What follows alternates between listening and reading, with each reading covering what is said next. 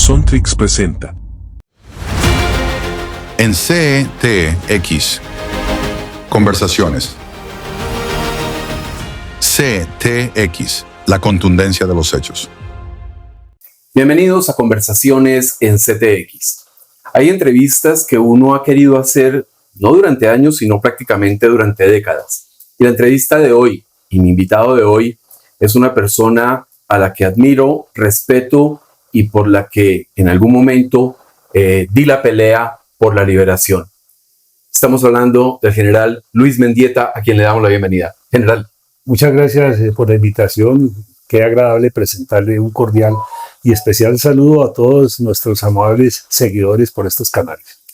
Bueno, general, comencemos porque yo tengo un obstáculo y es llamarlos a ustedes víctimas. Ustedes son sobrevivientes y usted representa una sobrevivencia después de 12 años de tortura y de infierno. ¿Cómo hay que decirles realmente a todas las personas que fueron víctimas o victimizadas más bien por las FARC? ¿Víctimas o sobrevivientes? Yo creo que los dos términos están bien. La parte de la que usted habla como sobreviviente, pues es lógico porque sobrevivir durante tantos años allí de inhumanas condiciones, de esos tratos crueles, inhumanos, degradantes, de estar con cadenas, con candados en esas jaulas de concentración y lograr salir, pues es una cuestión de supervivencia y de sobrevivencia. Ahora, el tema de víctimas pues ha sido acuñado por el mismo derecho internacional y también por el derecho nacional y especialmente por la sociedad, porque cuando se habla de víctimas pues allí se tiene toda una gran representación para que se respeten o se hagan valer esos derechos.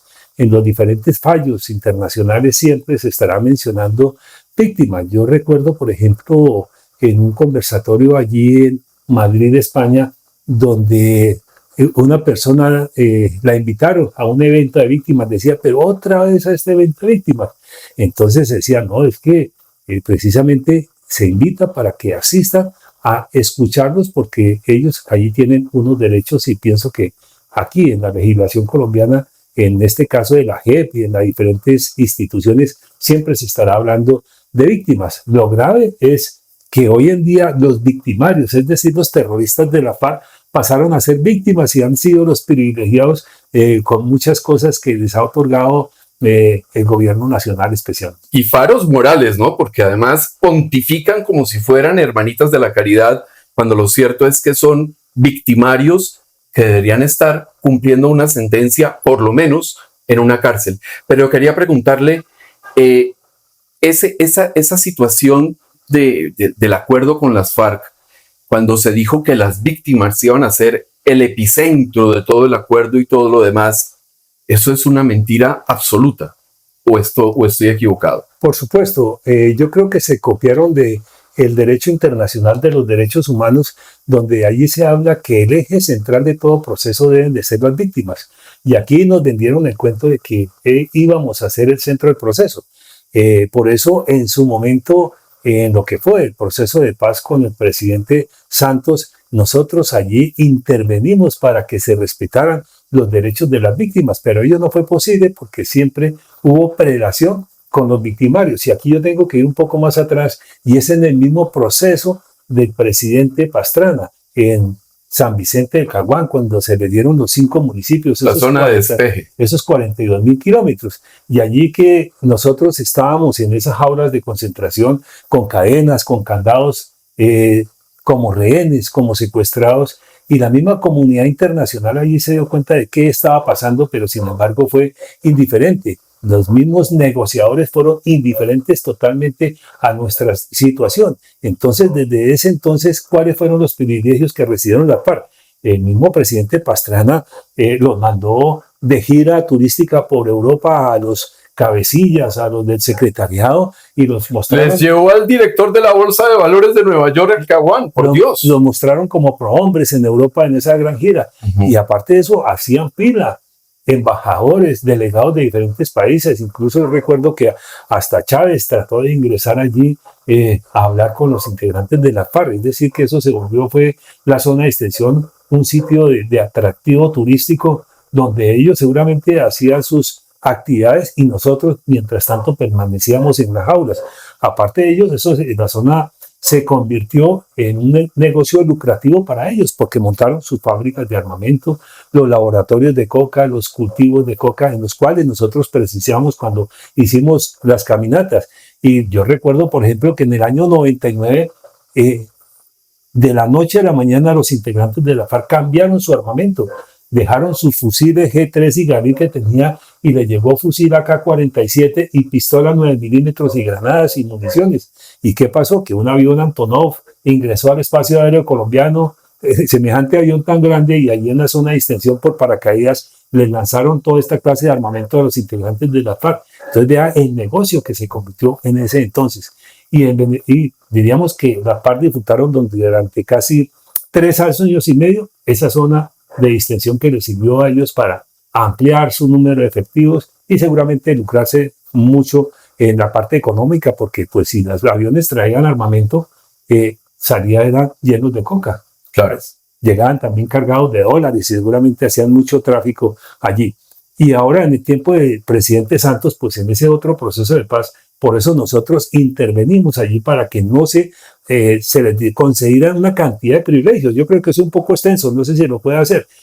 Pero, por ejemplo, nosotros nos opusimos a que les dieran las 10 curules. Y en ese tiempo se decía, si a los integrantes de la FARC como victimarios les van a dar las 10 curules en el Congreso, a las víctimas les tienen que dar otras 10 curules. Después nos salieron con las otras 16 curules para las víctimas, que no fueron para las víctimas, fueron para los victimarios. Aparte de eso, se creó toda una gran institucionalidad, la JED, Memoria Histórica, la Comisión de la Verdad, la Unidad de Búsqueda de Desaparecidos, la UNP, cambió de director y allí se les dio todos esos privilegios a los integrantes de la FARC. Y allí con Erwin Hoyos Medina, que en paz descanse, nos dimos la pena en el Congreso de la República buscando la representación de víctimas en todas estas instituciones, pero sin embargo los dirigentes políticos en el Congreso en ese momento, algunos nos dejaron intervenir en los debates, pero otros no, y al final pues esas proposiciones fueron derrotadas y nosotros nos quedamos excluidos de toda esa gran institucionalidad. Incluso hoy en día en la Agencia Nacional de Tierras, allí hay representantes de la FARC, alguno que estuvo carcelero con nosotros, y allí es un alto funcionario, y ellos ¿qué están haciendo? Comprando tierras, por supuesto, entregándoselas a desmovilizados, reinsertados, que ojalá estén cumpliendo su labor. Eso podríamos decir que está bien, pero ¿qué pasa con el resto del universo de víctimas que no han tenido esos derechos y hasta el momento no los tienen? ¿Qué sentía usted como ser humano cuando veía a estos narcoterroristas en La Habana pavoneándose con esa soberbia que los caracteriza? ¿Qué sentía usted y cómo podía manejar esa situación de ver a esos victimarios frente a frente? Yo soy muy tranquilo. Yo creo que no me daba ninguna alteración. Y lo mismo ocurrió incluso cuando esos integrantes de la FARC estuvieron allí en las jalas de concentración, que allí estuvo alias el Mono Jojoy, que después murió, Romaña, por ejemplo, también el que está preso en Estados Unidos, alias Gafas, y también el otro Simón Trinidad. Ellos estuvieron en jaula y pues ahí uno los veía, y yo creo que por ese adaptamiento de verlos, no se me daba nada cuando estaban allí en La Habana. Por supuesto que sí hacíamos observaciones y críticas de todo lo que allí estaba pasando, y por eso allí también buscamos una representación para, sobre todo, exponer los casos que sucedieron con integrantes de la fuerza pública, y en este caso de secuestro y rehenes, para que se tuviera en cuenta allí. Antes de irnos a comerciales, durante mucho tiempo, cuando usted estaba en cautiverio, se habló secuestrado, porque la palabra es secuestro. Se hablaba mucho del canje humanitario, Piedad Córdoba exigía el intercambio humanitario y demás.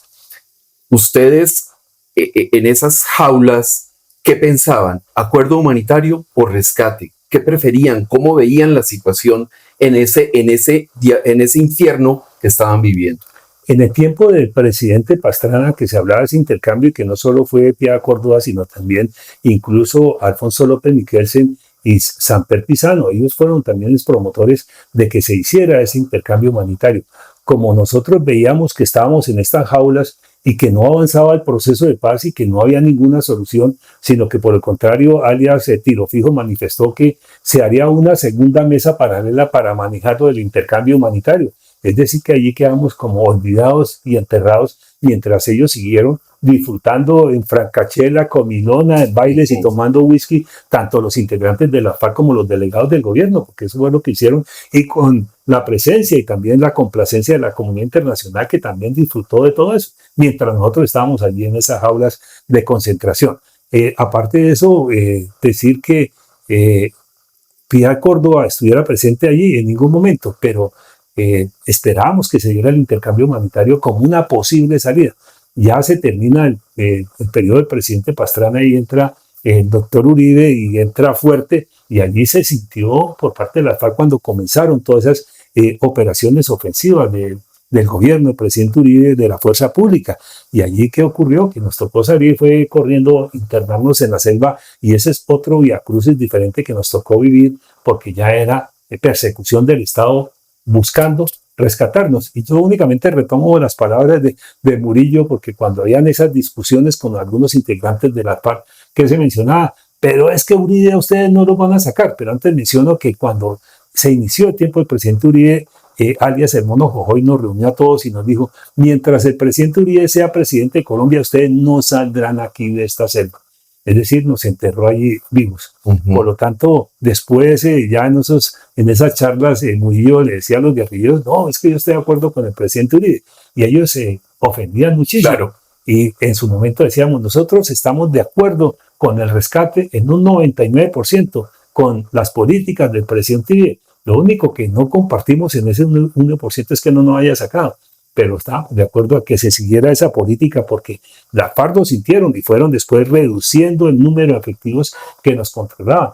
Se llegó a tal caso que lo redujo a su mínima expresión, que les tocó aceptar las liberaciones unilaterales como gesto de cambio, y después se produjo el rescate de la operación que lideró sí, a Ingrid Betancourt, los 3 americanos y los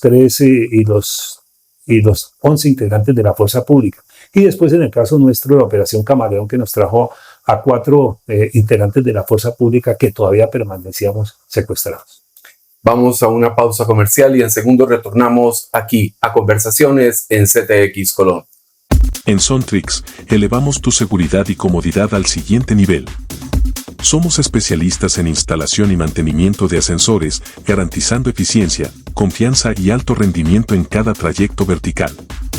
Además, transformamos tus accesos con puertas eléctricas para paso peatonal y vehicular, diseñadas para resistir, proteger y facilitar el flujo diario. Confía en Sontrix, donde la movilidad se encuentra con la innovación.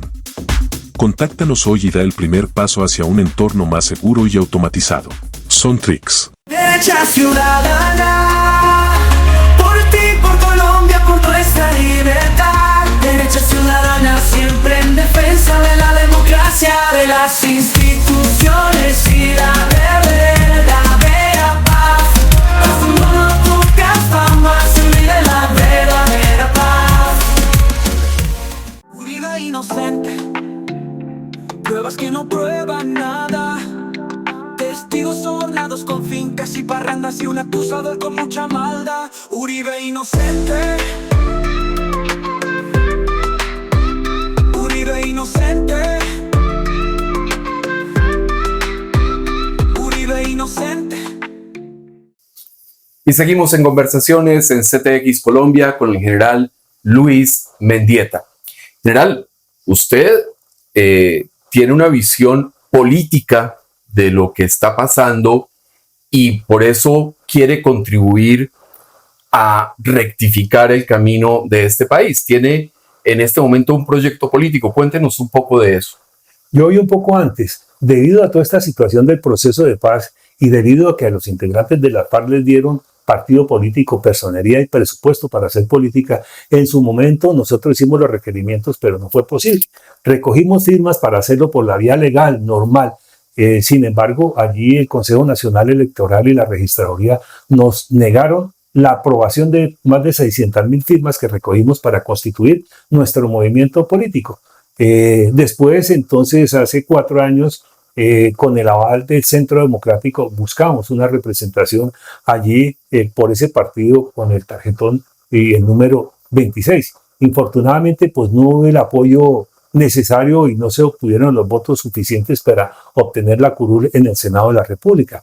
Y en esta oportunidad, debido a todo lo que hemos presenciado durante todos estos años, yo le diría que desde el tiempo del presidente Pastrana, Santos, después ahora con el presidente Petro, de ver cómo está la situación del país y sobre todo cómo se han abandonado sectores muy específicos, por ejemplo el de la fuerza pública, la falta de medios, la falta de presupuesto, la disminución de efectivos del ejército, la nula actividad de la fuerza pública para contrarrestar a los grupos armados organizados, porque no hay acciones ofensivas como sí se hizo en el tiempo del presidente Uribe. En este momento hay una pasividad por parte del gobierno central, no hay un mando allí del gobierno central, en este caso de presidencia, que defina y que actúe con decisiones políticas para que la fuerza pública haga las diferentes operaciones. Vemos el aspecto de la salud, vemos el aspecto prestacional, las pensiones, la misma educación. Hoy lo que se está viendo con el ICETEX, de la situación que están viviendo cantidad de jóvenes que ingresaron a las universidades y que hoy están endeudados, incluso las mismas familias, los que han sido fiadores, que les están embargando porque no están pagando cumplidamente esas cuotas del ICETEX. Es decir, que aquí hay un gran espectro donde trabajar, donde impulsar proyectos de ley que beneficien y para enderezar el rumbo del país, que en este momento pues está en completa inseguridad. Y si hablamos de términos estadísticos, vemos como el secuestro, la extorsión, el narcotráfico, los cultivos, es decir, todas las modalidades ilícitas han crecido notablemente y eso ha afectado totalmente el orden público. Entonces usted va a aspirar al Congreso de la República, al Senado específicamente. ¿Por qué movimiento? ¿Por qué partido?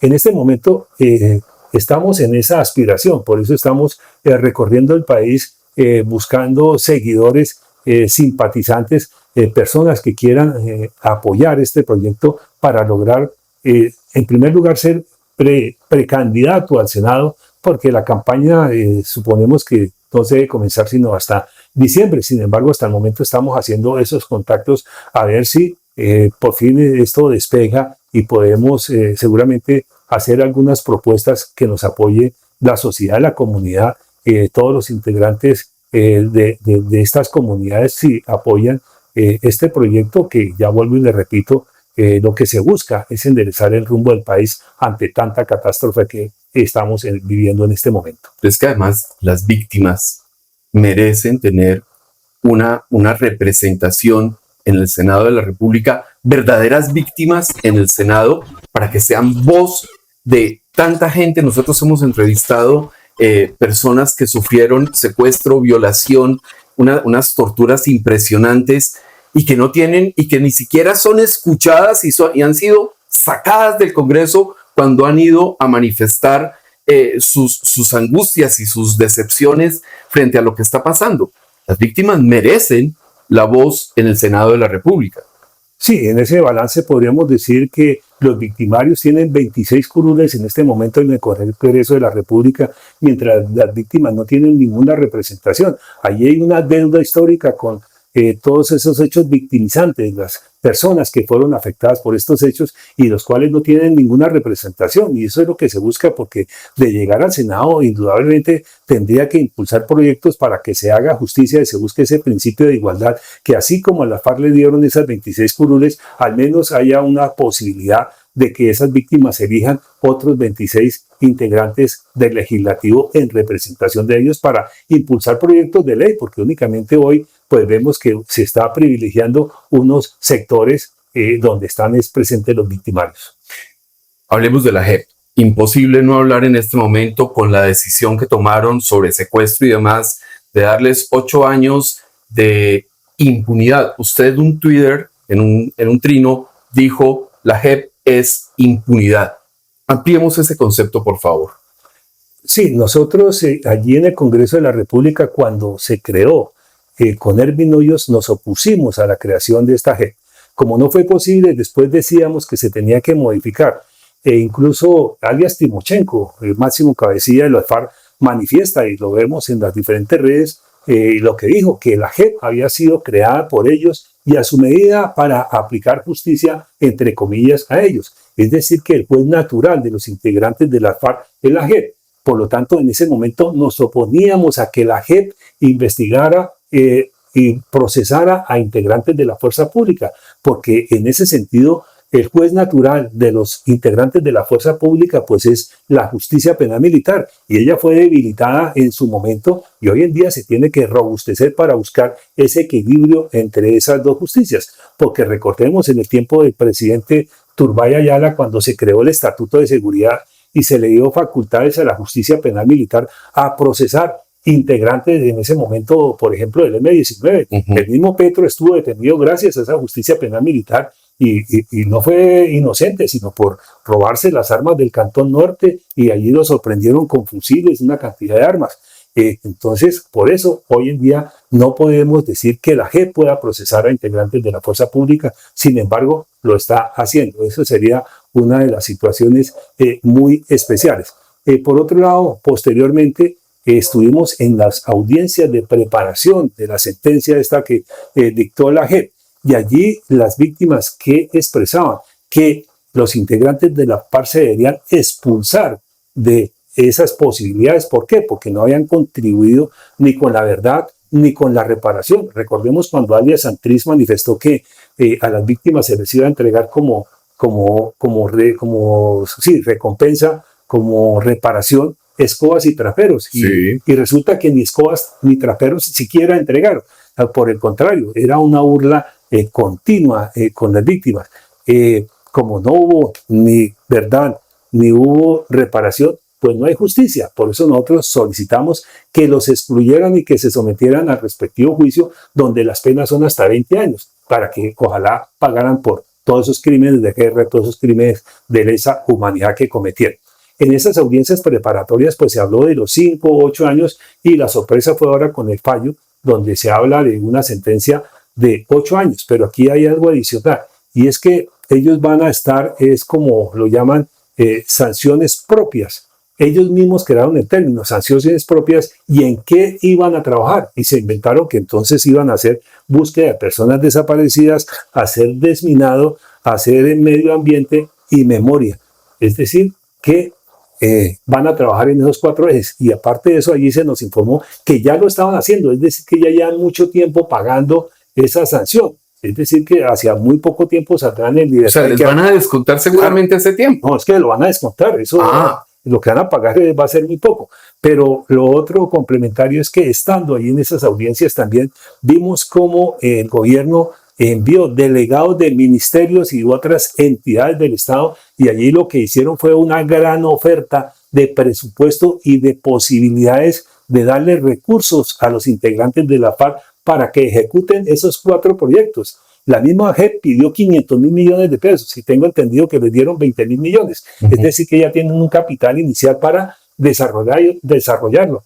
Y también se nos hacía la observación, es que ellos están muy viejitos, ellos no van a poder estar allá. Entonces, ¿qué se insinuaba? Que únicamente van a ser los burócratas, y seguramente van a ser los ordenadores del gasto y los ejecutores de diferentes proyectos, destinándolos seguramente a quienes ellos consideran que deben cumplir esas 4 ejes o esos 4 temas, y ellos seguramente sentados y disfrutando del presupuesto, porque esos recursos pues salen del Estado colombiano y de todos los contribuyentes. Esa ha sido la sanción en este momento, y por eso somos críticos, porque no se accedió a lo que habían solicitado las víctimas en esas audiencias preparatorias.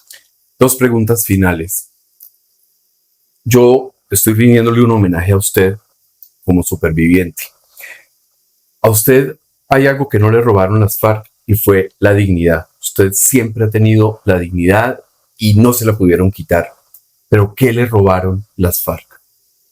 Uy, esos 12 años de vida es una tragedia muy inmensa por la misma situación que vivimos allí, y sobre todo las secuelas físicas y psíquicas que quedan, pero también las gran afectaciones de la familia. Uy, el golpe para la esposa, los hijos, yo diría que es más fuerte que el de nosotros, porque si bien es cierto, nosotros estábamos allí enjaulados en esas condiciones infrahumanas, la familia ya aquí sufrió muchas cosas. En el caso personal tengo que hablar de la disminución de su salario, donde pasaron penurias, la misma exclusión, cuando se organizaron y comenzaron a hacer plantones allí en la Plaza de Bolívar, allí los ofendían, hasta los escupían por hacer presencia, y lo que les decían es: vayan, consigan trabajo y dejen de molestar haciendo plantones aquí reclamando a sus secuestrados. Entonces la ofensa fue muy grave. Y decir de los hijos que estaban en bachillerato, ellos por la no asistencia psicológica, pues se encerraron cada uno en su mundo. Por eso ellos son casi que asociales, apáticos, como apartados. Como aislados, Sí, claro. sí, porque no hubo esa asesoría, esa convivencia para integrarlos a una comunidad, y se prefirieron fue aislarse. Estudiaron, eso sí, era de la casa al colegio, el colegio a la casa, y muchas veces ni los mismos compañeros se enteraron que el papá estaba secuestrado, sino que por el contrario ellos no comentaban absolutamente nada, y por eso hay unas secuelas muy fuertes también desde la parte de vista psicológica por el daño que se causó desde ese tiempo. Finalmente, general, cuando uno escucha el minuto del silencio o el adiós del compañero o TAPS, uno recuerda un nombre con el que se relaciona ese tema de la trompeta interpretando el adiós del compañero. ¿Qué nombre le llega a usted a la cabeza cuando escucha esa canción, ese tema en las despedidas en homenajes? No me llega un nombre, pero me llegan las imágenes, y aquí me conmuevo, de los compañeros muertos, quemados, destrozados. Eso es lo que me llega. General Luis Mendieta, muchísimas gracias por estos minutos. Le agradezco muchísimo este espacio, y le agradezco muchísimo que haya sido tan honrado y tan franco frente a nuestra audiencia, y compartir todos esos momentos, esas experiencias, esos sufrimientos, y ojalá usted pueda llegar al Congreso de la República para llevar la voz de las víctimas. Muchas gracias, muy amables, y gracias a ustedes por seguirnos en estos canales. Muchas bendiciones, y ojalá que podamos enderezar el rumbo del país y que haya un cambio total para que hayan mejores posibilidades, sobre todo para todos los colombianos, mejorarles todas sus condiciones, porque pues veamos que hoy en día desempleo, problemas de educación, problemas de salud, problemas pensional, problemas económicos, es decir, estamos llenos de problemas, y que hay que en determinado momento convocar a la sociedad, a los dirigentes, para que ojalá logremos sacar avante nuestro país. A ustedes muy amables por habernos acompañado. Nos encontramos en otra oportunidad aquí, en Conversaciones en CTX Colombia, la contundencia de los hechos. No se pierda nuestro contenido recomendado.